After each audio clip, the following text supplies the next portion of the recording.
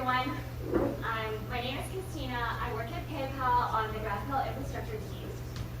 It's a relatively new team. We develop tooling for error handling and other things. Today I'll be talking about GraphQL error handling. So just to gauge the temperature of the room, how many of you are familiar with GraphQL? Raise your hand. How many of you use it day to day? Okay, so a pretty familiar audience. I'll present a high-level overview before delving into more implementation details. We have 52 apps at PayPal using GraphQL in production, but we found that across these apps, errors are not handled very consistently. Different apps have different ways of handling, and a lot of the times it's not GraphQL spec compliant. By handling errors more consistently, we're then able to track them, group them into categories, optimize them, so hopefully you'll have less errors to handle. Here's a bit of trivia. Who here knows the 4 entries allowed in GraphQL errors? Raise your hand. So one brave participant. What do you think they are? Message, path, location, and extensions. But very good. So don't worry, for the rest of you, you're not alone. There has been a change to the 2016 October GraphQL spec. And in the June 2018 spec, as well as the upcoming spec, a new extensions entry was introduced. Extensions is for you to log any additional data other than message, locations, and path.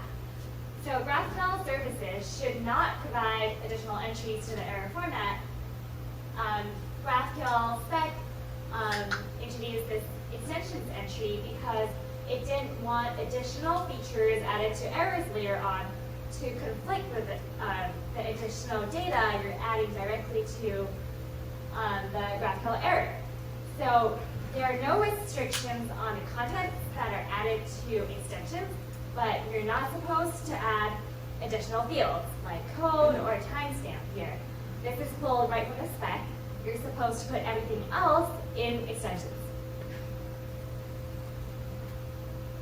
So you guys are not alone, because for a lot of popular packages like a Polo-Errors by Bolt source, or even a Polo server for a Polo Errors until last month, it's actually not spec compliant. You're able to add fields not in the extensions entry, but we've been at PayPal, we're a subscriber to Apollo and we use it extensively. So we've been working with the Polo team on modifying the errors. Just last month, they fixed their Apollo error package, which contains some predefined errors, making it easier for developers to throw GraphQL spec compliant errors. They made a fix so that now it's GraphQL error spec compliant. So thanks, Trevor, who has been working diligently on this. We decided to come up with our own GraphQL errors module before Apollo made their fix. For the first reason, to make it spec compliant, but also we wanted to limit the codes given so that it's consistent and there were only a predefined number of possibilities for it. Right now, you can specify code to be anything. Polo Errors and other packages out there, it doesn't restrict the error codes available. By restricting it, we're more easily able to classify these errors and sort through them. We also wanted to stop people from directly updating HTTP status code. A common misconception is that people often conflate HTTP status code with error codes in GraphQL. For more on error codes in GraphQL, I highly recommend Sasha's talk 200 OK on GraphQL error handling. In addition, recently there has been a GraphQL over HTTP working group. It just started less than a month ago. Sam Parsons and Gabriel McAdams from PayPal is part of it. You can join the group to join in on a discussion on how HTTP codes should evolve with GraphQL. I know that for one, Apollo has some thoughts on how HTTP codes should be for the new Apollo server. To go through different error types, who here is familiar with the parse, validation, and execution GraphQL cycle?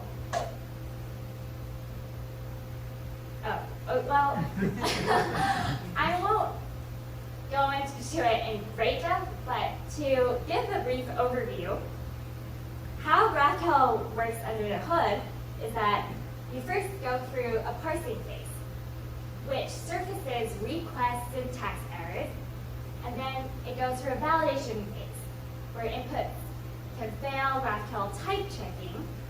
These are both static properties. And then in the execution phase, it looks for bad user input, bad user permissions, like an unauthorized user. The top types of errors are caused by faults on the client side, and the bottom types of errors, which are non-200 codes, are caused by faults on the server side. So we decided to come up with error code categories that belong in each of the different sections, which are hopefully mutually exclusive and comprehensive in its entirety.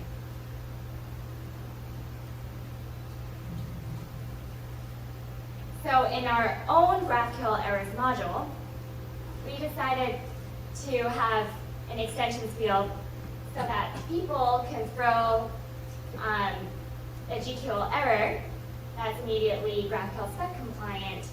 We have a name or an error code or type that has a restricted number of possibilities, and then with issue and description, developers can then specify more details about exactly what the issue is.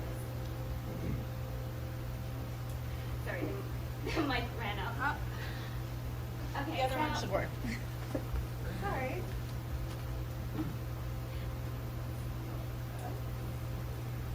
Now that I've given an overview of how we're handling errors, I will now talk about how you can track and optimize them. If you can't measure it, you can't manage it. One way to do so is to create a Grafana dashboard to look at the number of errors per resolver or field. This, for instance, is from our checkout app. You could also use Apollo's tooling. So Apollo has this enterprise offering called Polo Ref Manager, where you can integrate it with your GraphQL use cases at your company and track the errors on a dashboard. You're able to look at traces and details and look at the contribution of errors here in pink to the request latency distribution. After tracking these errors and making sure that you're monitoring them, you can then optimize to decrease the incidence of errors. In the parsing and validation phase, you can look at using linters. There are quite a few open source linters, like the GraphQL schema linter, which you can use to decrease these types of errors. You can also use Apollo CLI tool that runs parsing and validation on every commit. In execution, you can use packages like Apollo link error to auto-re-authenticate or to retry automatically with Apollo link retry. I hope this gave you a good overview on error handling, optimization, and tracking. If you have any questions, feel free to email me at chriyu@paypal.com or tweet at me. My Twitter handle's right there. Thanks.